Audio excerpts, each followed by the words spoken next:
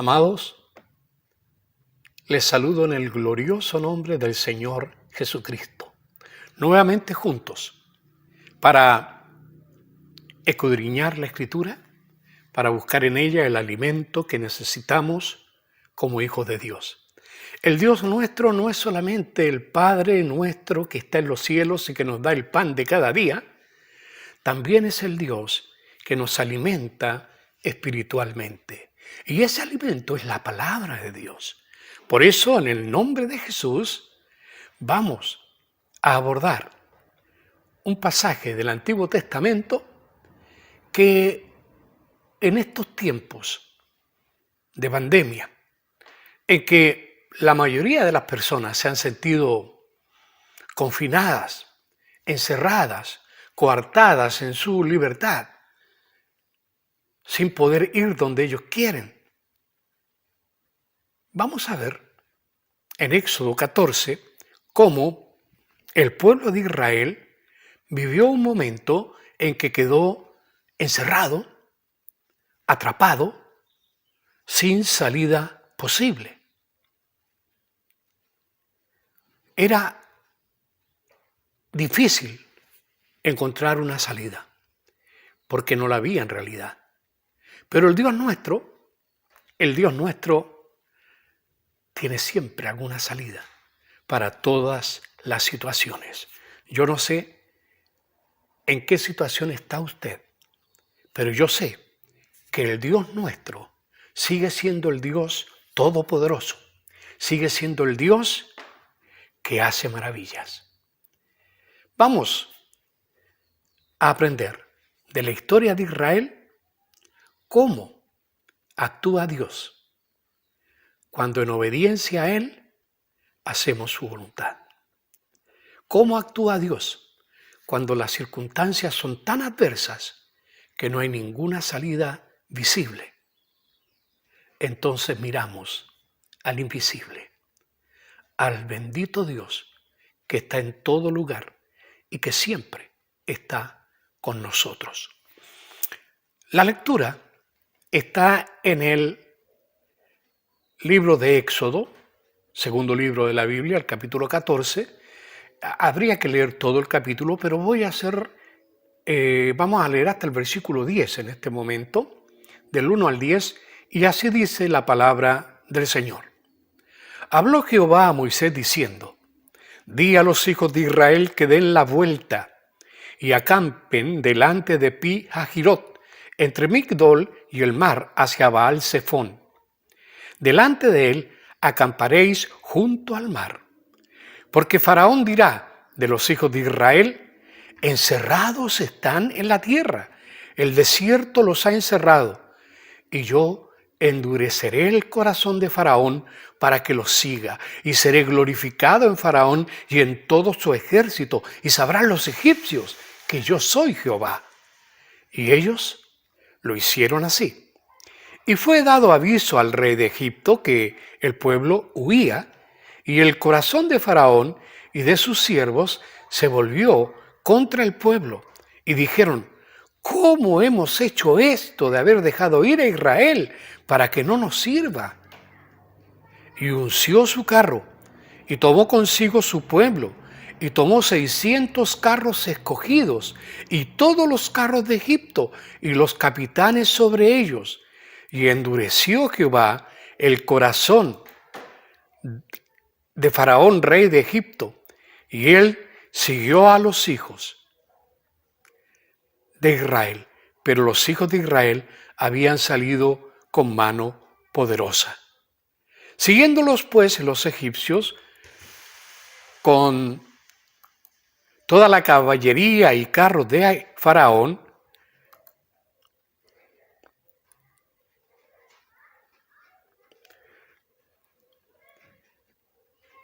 ahí se me perdió, sigamos leyendo por favor.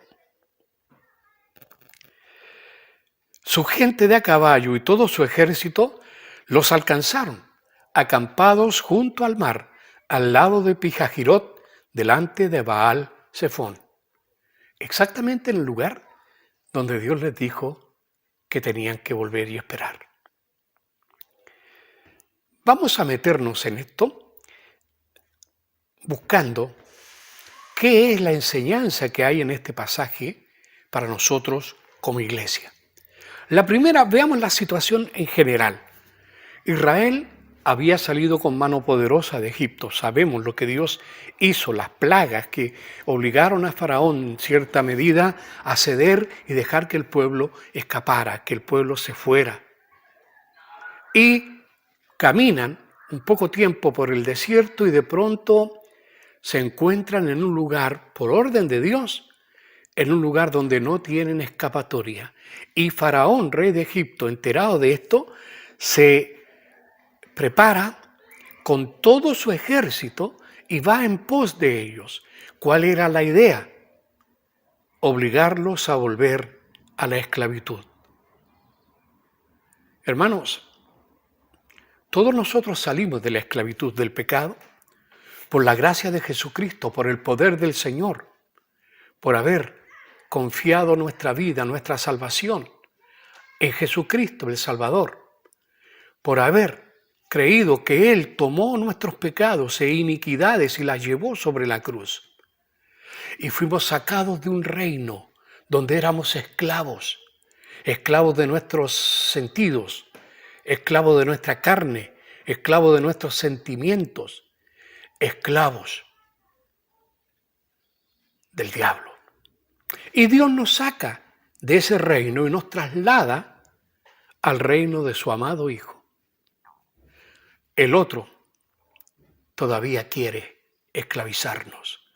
No va a cejar en su empeño. Mientras estemos vivos y en esta carne, querrá reclamar lo que él piensa que le pertenece. Y va a venir con todas sus armas para perturbar tu vida, para perturbar mi vida, para hacernos difícil el caminar con Dios. Pero hermanos queridos, el triunfo está de la mano del Señor. Es lo que experimentó Israel cuando ellos ya no tenían ninguna chance. Lo interesante de todo esto es que ellos estaban obedeciendo una orden de Dios. A mí me parece un poco extraña esta orden, porque dice así: habló Jehová, estoy en el versículo 1 y 2, habló Jehová a Moisés diciendo: di a los hijos de Israel que den la vuelta. A ver, ¿cómo es esto? Di a los hijos de Israel que vuelvan atrás. Eso es lo que está diciendo. Que den la vuelta, que giren y vuelvan. ¿Qué es esto? Pero si acabamos de salir de allá, ¿por qué vamos a volver hacia el mismo lugar? Dios quería hacer algo. Había un propósito. Muchas veces nosotros en nuestra ceguera, porque no lo entendemos todo, no entendemos los planes de Dios. No entendemos que sus caminos son inescrutables. No entendemos que sus propósitos son diferentes a los nuestros. Y quedamos atados a veces como sin saber por qué nos pasan las cosas que nos pasan. Pierda cuidado. Cuando estamos en la voluntad de Dios, Dios está velando por los suyos. Dios está velando por ti. Dios está velando por mí. Dios sabe lo que está pasando. A él nada lo va a sorprender. Fue Dios quien le dijo a Moisés: dile al pueblo que vaya a ese lugar. ¿Por qué a ese lugar? Porque en ese lugar no había escapatoria. Porque en ese lugar iban a ser atrapados. Pero Dios tenía una salida absolutamente maravillosa, absolutamente impensable para cualquier ser humano. Una salida que demostraba el poder, la gracia del Señor. Y es lo que Dios hizo. Gracias a Dios el pueblo obedeció, porque hasta el día de hoy nosotros recordamos ese triunfo de la obediencia de este pueblo que pasó por en medio de las aguas. Y recordamos el fracaso, la destrucción del ejército del faraón. Hecho notorio que hasta el día de hoy se recuerda. Para gloria de Dios. Y vamos a encontrar que eso es exactamente lo que está aquí. Dios sabía cuál iba a ser la reacción de este faraón que fue tan duro, y además Dios endurece el corazón de este hombre, porque no tenía capacidad de arrepentimiento en realidad. Faraón dijo, están encerrados en la tierra, el desierto los encerró. Faraón dijo, esta es mi oportunidad. ¿Por qué los dejé ir? Me voy a quedar sin esclavos. ¿Quién va a hacer los trabajos? Voy y los capturo otra vez. Faraón estaba clarito, conocía la geografía de su reino, sabía cómo estaban las cosas, sabía que estaban en un lugar donde estaban rodeados por montañas. Al frente estaba el mar y detrás venían ellos. No había escapatoria, encerrados entre dos corridas montañosas. El mar enfrente, imposible de pasar a nado, con toda la gente que llevaban y los animales. No había salida posible. Y atrás Faraón lo sabía. ¿Sabe? Dios sabía que iba a pasar esto. Y Faraón picó el anzuelo, creyó que con eso los tenía ya vencidos y se fue a las sigas de Israel. Ahora, es interesante ver en el versículo 4, por ejemplo, que el propósito que Dios tenía de haber hecho pasar a Israel este susto, porque era un momento de angustia para esta gente.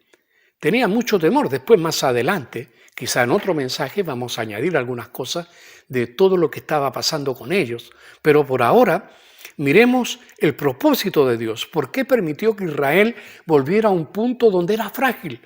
Volviera a un punto donde el pueblo iba a estar entre la espada y la pared. ¿Por qué Dios lo permitió? Muy simple.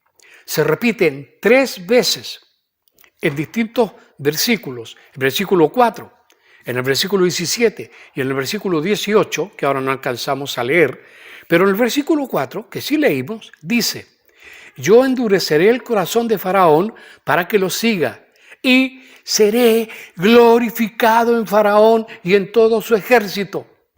Y sabrán los egipcios que yo soy Jehová. Y ellos obedecieron, lo hicieron así. No conocían el propósito de Dios. Dios sí sabía lo que estaba haciendo. A veces usted y yo estamos en apremio, estamos en momentos complicados de la vida y no sabemos por qué nos pasan las cosas. Dios sí sabe. Bendito es el Señor. Y esto era para gloria del Señor. Y esto es tan fuerte que se va a volver a repetir casi las mismas palabras. En el versículo 17 se reiteran también después en el versículo 18, que es lo que Dios estaba planeando, glorificar su nombre. Y lo consiguió, créame que lo consiguió. Hasta el día de hoy, hasta canciones tenemos nosotros que echó a la mar a quien los perseguía, con tropa, con caballo, con todo. Ese es el Dios nuestro. Dios es el mismo ayer, hoy y por los siglos. Todavía tiene el poder de sacarnos de las situaciones más complicadas de la vida. Es Dios. Y no solamente es un Dios que está por allá, lejano. No es un Dios de la historia pasada, es el Dios actual. Está conmigo, está contigo. Hablamos con Él todos los días y Él a través de su palabra habla con nosotros. Ahora mismo está hablando a tu corazón y reconfortándote, diciéndote que Él está contigo, que no habrá faraón capaz de destruirte, que no habrá circunstancias que no tenga salida, porque Dios está con nosotros. Esa es la gran verdad que estamos aprendiendo de esta historia real que sucedió al pueblo de Dios. Al final, dice la Biblia, que Dios endureció el corazón de Faraón. Es interesante, también lo repite 3 veces. Así como dice el Señor que va a glorificar su nombre y lo repite 3 veces, en el versículo 4, en el versículo 17 y 18, ahora, en el mismo versículo 4, pero y también en el 8, am, se nos repite 3 veces, también en el 17, que Dios es el que endureció el corazón. ¿Puede hacer eso Dios? Sí. Muchas veces repitió, cuando estaba en el momento de las plagas, que endureció el Señor el corazón del faraón y no dejó partir al pueblo. Hasta que vino la muerte de los primogénitos y ahí ya no resistió más y tuvo que ceder. Bueno, este mismo carácter porfiado que tenía, Dios lo acentuó para que no recapacitara en lo que estaba haciendo. Bien, Dios tenía propósitos. Primero ya lo vimos, para glorificarse. Mira, hay varios propósitos. Primero, glorificarse. Ya dije, se repitió 3 veces. Segundo, para demostrar su gran poder. Para demostrarlo. Fíjese que muchos años después, pero muchos años después, se escribió un salmo, el Salmo 106, y en el versículo 9, y en otros versículos ahí, se habla de esta situación y dice, reprendió al mar rojo y lo secó, está hablando del poder de Dios, y les hizo ir por el abismo como por un desierto. Los hizo pasar en seco. Los salvó de mano del enemigo y los rescató de mano del adversario. Está recordando el poder de Dios. ¿Por qué pongo tanto énfasis? Porque este salmo fue escrito después del cautiverio de Babilonia, es decir, siglos después que tuvieron este encuentro con el faraón, siglos después de la historia de Israel. Estaba recordando la protección sobrenatural de Dios. ¿Sabe qué aprendo yo de esto? Yo me pregunto, ¿recordamos nosotros? ¿Recordamos todas las bendiciones que Dios nos ha dado? ¿Recordamos nosotros cómo actuó Dios en situaciones difíciles en nuestras propias vidas? ¿Recordamos cómo nos sacó de apuros? ¿Cómo puso nuestros pies sobre la roca cuando pensábamos que todo se desmoronaba bajo nosotros? ¿Tú lo recuerdas? Israel lo dejó escrito para que no se olvide. Grábalo en tu corazón. Cada vez que Dios obra a favor tuyo, agradécelo, cántale, glorifícalo, reconoce su poder. Este tiempo, que para muchos es un tiempo desastroso, para algunos de nosotros es un tiempo especial, de comunión especial con el Señor, donde no hay tantas distracciones, donde podemos enfocarnos más a estudiar la palabra, a orar, a compartir con los que están más cercanos, cosa que ya no hacíamos quizás hace tiempo. Recuerda al Dios que te ha encaminado por tu camino todo el trayecto de tu vida. Recuérdalo, recuerda su poder, recuerda las veces que ha contestado tu oración, recuerda las veces que ha obrado a favor tuyo. Este es el Dios que es cantado por Israel siglos después de que él ha hecho algo. ¿Por qué? Porque tenían buena memoria y Dios quería que quedara marcado para siempre. Tercera cosa, no solamente para glorificarse, no solamente para mostrar su poder, sino también Dios a propósito obró con su pueblo en esto para demostrar quién es Él. ¿Quién es Él? Fíjense que en el versículo 4, también en el 18 repite casi las mismas palabras. Se lo voy a leer, dice, y sabrán los egipcios que yo soy Jehová. Sabrán los egipcios que yo soy Jehová.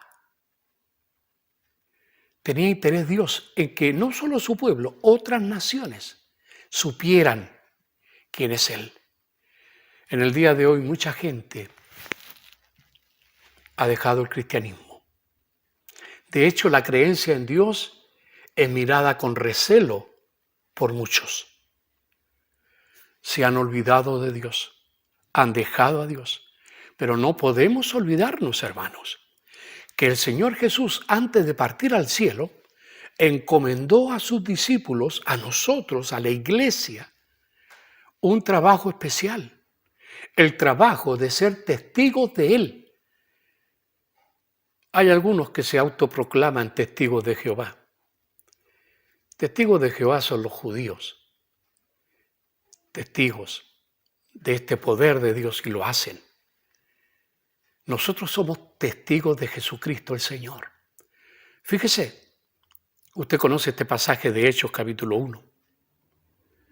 Pero recibiréis poder cuando haya venido sobre vosotros el Espíritu Santo, y me seréis testigos en Jerusalén, en toda Judea, en Samaria y hasta lo último de la tierra. Eso es lo que somos, testigos. Así como Israel fue testigo, ahora hoy día la iglesia es testigo. Y hermanos, nos están cortando o nos están acallando la voz. Hoy día la iglesia está más perseguida que nunca. En lo moral estamos perseguidos. Ya mencioné anteriormente en otro mensaje cómo quieren hacer en algunos países que la Biblia sea declarada un libro de odio, porque parece que odia a las mujeres, porque parece que odia a los que tienen inclinaciones extrañas, parece que, ¿sabe? Ya no hay temor de Dios. Como dijo Jesús, cuando el Hijo del Hombre vuelva, ¿hallará fe en la tierra? La maldad se va a multiplicar y el amor de muchos se enfriará. Este es el tiempo que nos tocó vivir. Este es el tiempo en que debemos ser luz en las tinieblas. Este es el tiempo en que debemos ser sal. Este es el tiempo en que debemos gozarnos aún cuando estamos en complicaciones. Gozarnos en el Señor para que otros vean que hay diferencia en la creencia en Dios. Usted y yo somos los testigos. Que seamos buenos testigos, hermano. No se olvide, la Biblia dice en el mismo pasaje, ahora en el versículo 8, que Israel, los hijos de Israel habían salido con mano poderosa. Aquí hay una advertencia que debemos también recordar nosotros. Aunque Israel estaba encerrado y absolutamente indefenso, así nos estamos sintiendo hoy día los cristianos, hermano. Cada vez encerrado. De pronto van a decretar que nuestras predicaciones no son lícitas. Van a decir que nuestro mensaje es un mensaje de odio. Van a decir aún que nuestro evangelio no es el evangelio verdadero, porque el evangelio, según ellos, es de amor, cualquier tipo de amor. Y se olvidan de que Dios es justo. Se olvidan de que Dios castiga la maldad. Pero se olvidaron de Dios. Usted y yo, aunque estemos en apretura, debemos ser como Israel. Parecía que el enemigo iba a vencer. Parecía que no había salida. ¿Cuál será la salida para la iglesia? El Señor hoy día no va a venir a abrir el Mar Rojo. De pronto, en algún momento de nuestra historia, o quizá en la historia de nuestros hijos, pero no más allá, en algún momento, cuando estemos más acorralados, en algún momento, cuando veamos que las fuerzas del faraón ya nos van a tragar, ya nos van a cautivar de nuevo, no se va a abrir el Mar Rojo para nosotros. De pronto se abrirán los cielos. De pronto se abrirán los cielos y veremos al Hijo del Hombre que viene a buscar a su iglesia. Y para asombro del mundo, ya no estaremos aquí ni para escarnio, ni para burlas. Nos iremos con Él. Y luego vendremos con autoridad, con el esposo, a crear la verdadera justicia en la tierra. ¿Hay salida para la iglesia? Sí hay salida. Pero la salida no es para allá, no es para acá. Estamos acorralados. La única salida de la iglesia, hacia allá. Bendito sea el Señor. Clama para que el Señor lo haga pronto. Ese es nuestro sueño, nuestra esperanza. Este mundo ya nada nos ofrece. Cada vez nos acorralan más y más. Pero Jehová, dice la Biblia, estaba con ellos. Los sacó con mano poderosa de Egipto y estaba con ellos, aunque parecían acorralados, estaba con ellos, poderoso. Ese mismo poder está a favor nuestro. Créelo, hermano. Ese mismo poder, no importa las circunstancias, ese poder estaba ahí. Lo mismo sucede hoy día, no importa la circunstancia. El Señor hizo todo esto no solo para mostrar su poder, su grandeza y glorificar su nombre, sino para testimonio al mundo entero de su poder. Es interesante. Habían pasado ya más de 40 años y Josué, que es el sucesor de Moisés, atraviesa el río Jordán, también de una forma milagrosa, y empieza la conquista de Canaán, todo el territorio filisteo. Y comienza a tomarse ciudad y reino por reino. Y cuando llega ese momento, tenemos la historia de una mujer, Rahab, una mujer ramera, dice la Biblia, y esta mujer tenía conocimiento del poder de Dios, de lo que Dios había hecho. Y cuando reconoce a ciertos visitantes como israelitas, decidió ocultarlos cuando querían matarlos. ¿Cuál fue el motivo?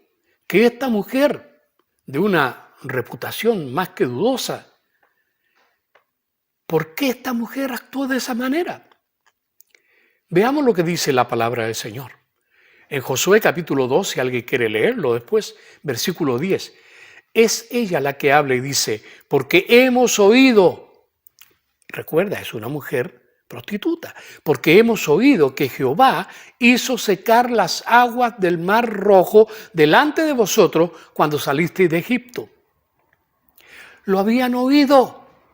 Y no solamente eso, toda la obra de Dios, aun cuando estuvieron en el desierto, dice, y lo que habéis hecho a los dos reyes de los amorreos que estaban al otro lado del Jordán, a Sehón y a Og, a los cuales habéis destruido. La fama del Dios de Israel los precedía. Era como una tarjeta de presentación, un téngase presente. Dios estaba con su pueblo y su fama había llegado aún a un lugar tan increíble como los oídos de una mujer pública. Qué interesante. Y esa mujer fue Rahab. Fue la única que se salvó de la destrucción de Jericó junto a su familia. Y también el Señor hizo todo esto con un propósito que para nosotros debe ser notorio, para ejemplo de nuestra obediencia y fe. Para ejemplo, ¿cómo lo sé? Bueno, en el libro de Hebreos, en el capítulo 11, en el versículo 29, se dice, por la fe, hablando de Israel, por la fe pasaron el Mar Rojo como por tierra seca, e intentando los egipcios hacer lo mismo, fueron ahogados. El escritor de Hebreos está recordando a sus lectores todos los hechos de fe que Dios había hecho en el pasado. Grandes hombres que actuaron por fe. ¿Por qué lo está haciendo? Para que también en el día de hoy la iglesia camine por fe. No solamente fuiste salvo por fe, tú ahora debes caminar por fe. Y caminar por fe significa que aunque todo parece perdido, todavía Dios tiene la última palabra. Cuando todo parece que no hay salida, Dios tiene una salida. Para Israel fue enfrentar el mar, protegidos. Para la iglesia será la salida hacia arriba, hacia la presencia del Señor, hacia el encuentro en las nubes con Jesucristo el Señor, nuestro Salvador. Para reflexionar, lo que Dios permite en tu vida, en mi vida, es para lo mismo que hizo con los egipcios y lo mismo que hizo con Israel. Lo permite para glorificar su nombre. El Señor Jesús aún glorificó su nombre y el nombre del Padre aún en la muerte, en algo que parece cómo se va a glorificar el nombre del Señor de esa manera. Reflexión. Lo que Dios permite en nuestras vidas es para gloria de su nombre, aún en la muerte. Tenemos el ejemplo en el Nuevo Testamento de la muerte de Lázaro. En Juan capítulo 11, versículo 4, dice, oyéndolo Jesús dijo, esta enfermedad no es para muerte, sino para la gloria de Dios, para que el Hijo de Dios sea glorificado por ella. Esto fue tan así, fue algo tan fuerte, la resurrección de Lázaro, que un hombre con 4 días de fallecido salga de la tumba solo en obediencia a la voz de otro hombre, en este caso, la voz de Jesús. Lázaro, ven fuera. Y salió vivo. Causó tanto revuelo en los seguidores de Jesús y en los enemigos de Jesús. Obviamente el nombre de Dios fue glorificado. Hasta el día de hoy recordamos con asombro y emoción la autoridad y el poder que Cristo Jesús tiene con solo una palabra para levantar muertos. Por eso algún día los que duermen serán llamados a una voz, la voz del Señor, y se unirán al Señor, y los que estén vivos subirán a su presencia con cuerpos transformados. Para gloria de su nombre, aún la muerte fue vencida. El Señor lo demostró. Hermanos, en todas las cosas que hemos visto, como aquí estamos viendo cómo Dios quería glorificar su nombre, es así con nosotros. Él quiere glorificar su nombre en tu vida, para gloria suya, para que la gente vea su mano. Permite que Dios cumpla sus propósitos en tu vida. Te estarás siendo un buen testigo. Estarás también descansando de tus apremios, porque Dios, el Dios nuestro, tiene salidas. Por último, ¿por qué el Señor permitió que su pueblo estuviese tan complicado entre la espada y la pared, sin salida posible? ¿Por qué lo permitió? Lo permitió para que también nosotros hoy día sepamos que Él es el gran yo soy, Yahweh Sabaoth, Jehová de los ejércitos, nuestro Dios, nuestro Padre, nuestro refugio, nuestro consuelo, nuestra firmeza. Glorifiquemos su nombre cada día, no importa la circunstancia. Él está con nosotros. Y si Él es por nosotros, ¿quién contra nosotros? Padre, te agradecemos tu presencia bendita y constante a favor nuestro. Yo no sé, Padre, qué situación estarán viviendo mis hermanos, pero tú sí lo sabes. Te ruego, Padre, que obres de tal modo en sus vidas que lo que parece irremediable cambie y que en todo esto tu nombre sea glorificado. Que esta palabra aliente nuestros corazones y tú nos recuerdes por tu Espíritu tu gran poder. Gracias, Padre. Honramos tu nombre, esperamos en ti, te adoramos. En el bendito nombre de Jesucristo el Señor. Amén. Amén y amén. Que el Señor bendiga tu vida, tu familia, todo tu entorno. Que por tu causa haya bendición donde tú estés. Que así sea, Padre. Amén.